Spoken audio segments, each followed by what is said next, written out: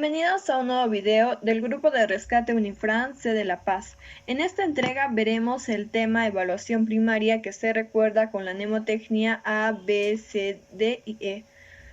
Tenemos por objetivo informar a los ciudadanos de los métodos para preservar la vida de los pacientes con traumatismos en escenas de emergencia, para que sepan cómo actuar y no entren en pánico. Pero queremos aclarar que algunos de los procedimientos que se les mostrará tienen que ser hechos responsablemente y solo usarlos en casos muy especiales, ya que como toda maniobra se necesita entrenamiento previo para no lastimar a los pacientes. Integrantes: Calderón, Mamani, Valeria, Delia, Choque Calapiña, Jocelyn Carelis, Quispe Roca, Vivian Lady, Ortega Luque, Camila Polet, Andrés Esaú Velázquez Solís.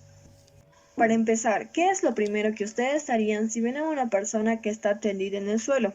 Primero, tenemos que hacer una evaluación de la escena. Esta escena tiene que estar libre de riesgos y debemos tomar precauciones.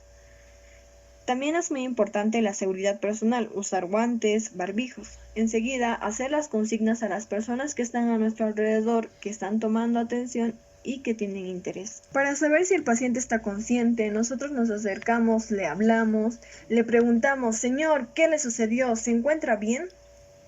Y si aún así no nos responde, tenemos que hablar más fuerte. Si aún así no nos responde, pasamos a los estímulos dolorosos.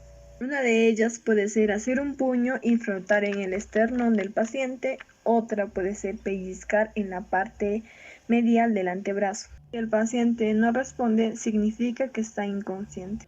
Y para saber si el paciente está respirando o no, veremos a continuación. En nuestra tabla de contenido tenemos A, que es vía aérea y control cervical; B, que es ventilación; C, circulación y control de hemorragias; D, discapacidad; E, exposición y control de hipotermia.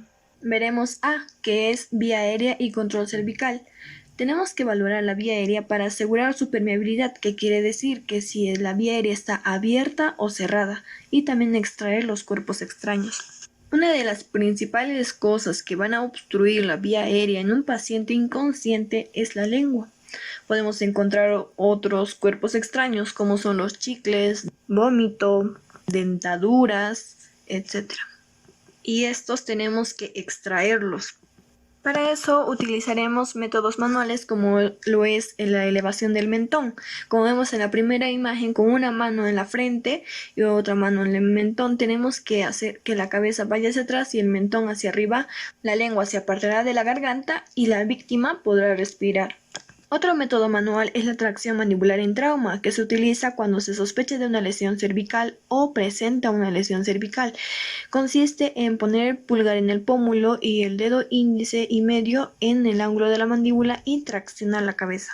También tenemos la maniobra del gancho, que consta en abrir la boca al paciente y con una mano y el dedo índice introducir en la boca y extraer los cuerpos extraños. Para utilizar los métodos simples tenemos que tener un entrenamiento mínimo y usamos la cánula orofaringia y la cánula nasofaringia. Tenemos que tener en cuenta que la cánula orofaringia se utiliza en pacientes inconscientes.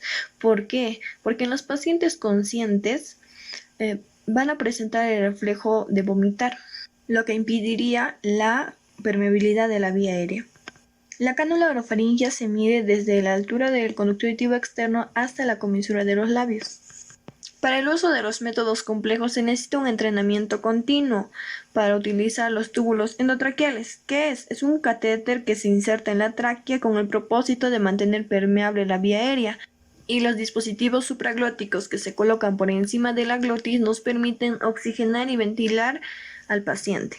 Para un correcto control de columna cervical, tenemos que realizar todos los procedimientos protegiendo la columna cervical, estabilizando, inmovilizando. Para esto se utilizan los collarines. En casos de emergencia podemos utilizar celulares o algún objeto que nos asegure de que va a estabilizar la columna cervical. Y pasamos a la letra B de nuestra mnemotecnia, que es ventilación. Consiste en administrar el oxígeno a los pulmones del paciente. Para esto vamos a tener la mnemotecnia VES, que es ver, escuchar y sentir. ¿Qué tenemos que ver? Tenemos que ver la elevación del pecho, tiene que subir y bajar. ¿Y qué tenemos que escuchar? Tenemos que escuchar la respiración. Aquí podemos encontrar defectos en el sonido de la respiración. lo que indicaría que la vía aérea está obstruida.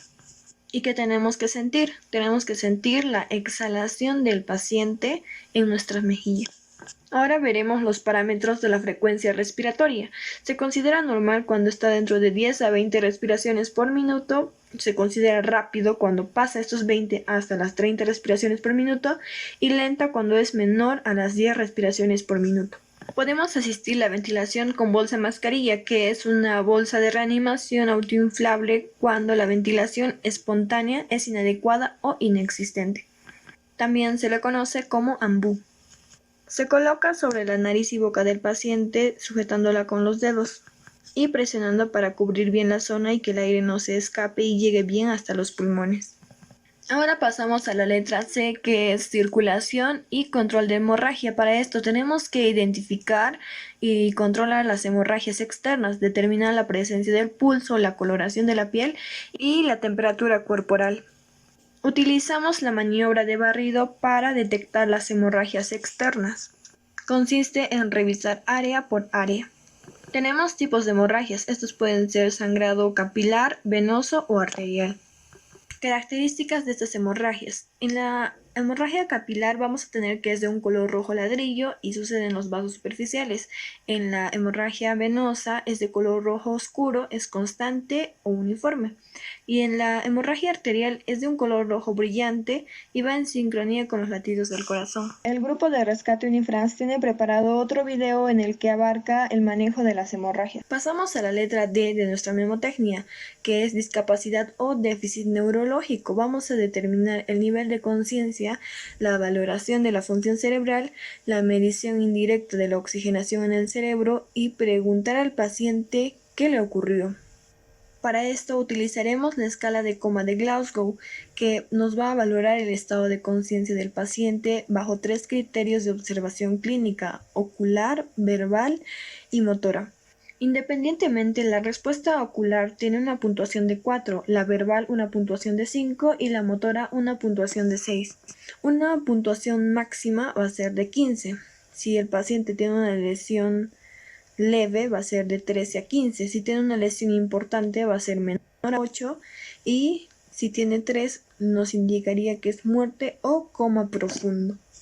En la respuesta ocular vamos a valorar la apertura de los ojos, en la respuesta verbal si el paciente nos habla y en la respuesta motora si el paciente realiza movimientos. Vamos a pasar a la letra E de nuestra mnemotecnia, que es exposición y control de hipotermia. Para esto debemos retirar la ropa del paciente para encontrar todas las lesiones que no hayamos podido ver antes. No debemos cortar las partes en las que se encuentra una hemorragia. Y al finalizar la exposición debemos cubrir al paciente para mantener el calor corporal y evitar la hipotermia. Para evaluar el examen de manos llenas tenemos que examinar la cabeza, el cuello, el tronco, el abdomen, la región lumbar, la región pélvica, las extremidades superiores, extremidades inferiores y la reacción sensitiva. Para examinar la cabeza lo realizamos palpando el cráneo, el cuero cabelludo.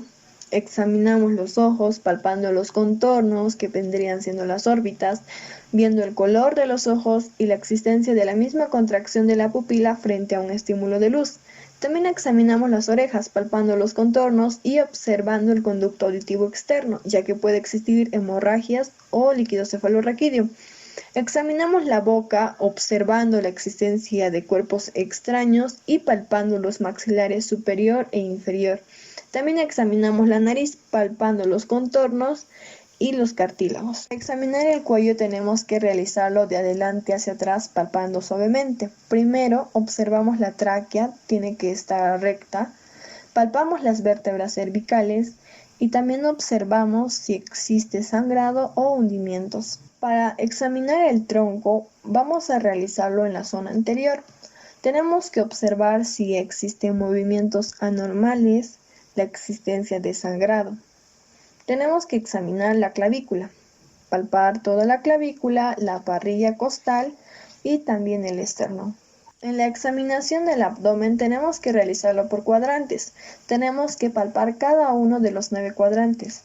En la región lumbar examinamos las vértebras lumbares y la existencia de hemorragias. En la región pélvica tenemos que sacudir un poco al paciente. Luego realizamos la examinación de las extremidades superiores e inferiores. Ambas tenemos que palpar sin mover al paciente. Cuando estamos examinando al paciente podemos ver una reacción sensitiva cuando estamos palpando ciertas zonas que le pueden causar dolor. Nosotros podemos encontrar hemorragias, deformidades, fracturas, etc. Con esto concluye la entrega. Gracias.